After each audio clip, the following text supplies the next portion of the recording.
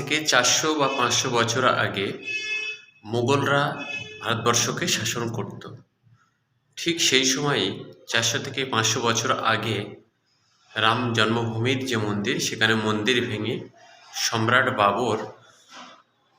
বাবরি মসজিদ তৈরি করেছিল।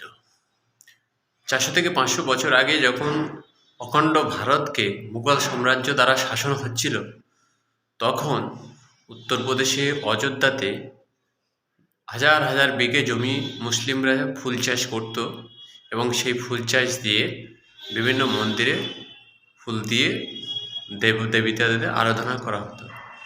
ঠিক অনুরূপভাবে যে দস্তাবেজগুলো পাওয়া যাচ্ছে বিভিন্ন মন্দিরে, সেই মন্দিরের দস্তাবেজ থেকে প্রমাণ হয় 500 বিঘে জমি দিয়েছিল মন্দির নির্মাণ করার জন্য। এছাড়াও কী তথ্য পাওয়া যাচ্ছে, মন্দিরের যে ইটগুলো পাওয়া যাচ্ছে সেখানে 786 লেখা ইটগুলো পাওয়া যাচ্ছে এবং সেই ইটগুলো থেকে প্রমাণ হচ্ছে ইটগুলো দিয়েছিল কোনো একজন মুসলিম খান। অতএব এই সমস্ত থেকে আপনারা উপলব্ধি করুন, যদি মন্দির তখন তৈরি হয়ে থাকে, তাহলে মুঘল সাম্রাজ্যের যে সমস্ত অত্যাচারী বাদশাহ, ওই ফেকু ভক্তরা বলছে অত্যাচারী বাদশাহ ছিল, তারা কিভাবে সেই মন্দিরগুলো করতে দিয়েছিল। 1।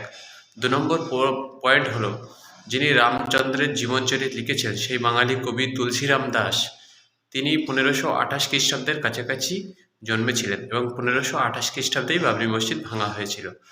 অতএব এই বাবরি মসজিদ ভাঙার কোনো কাহিনী রামচরিত জীবন গ্রন্থ থেকে পাওয়া যায় না, বা এই বাঙালি কবির কোনো রাম সম্পর্কে লেখা কোনো উপন্যাস থেকেও পাওয়া যায় না।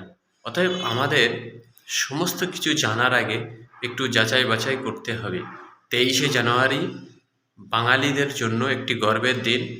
বীর বিপ্লবী স্বাধীনতা সংগ্রামী নেতাজি সুভাষচন্দ্রের জন্মদিন। আমরা 23শে জানুয়ারি সেই বাঙালিকে অত্যন্ত গর্বের সঙ্গে স্মরণ করব।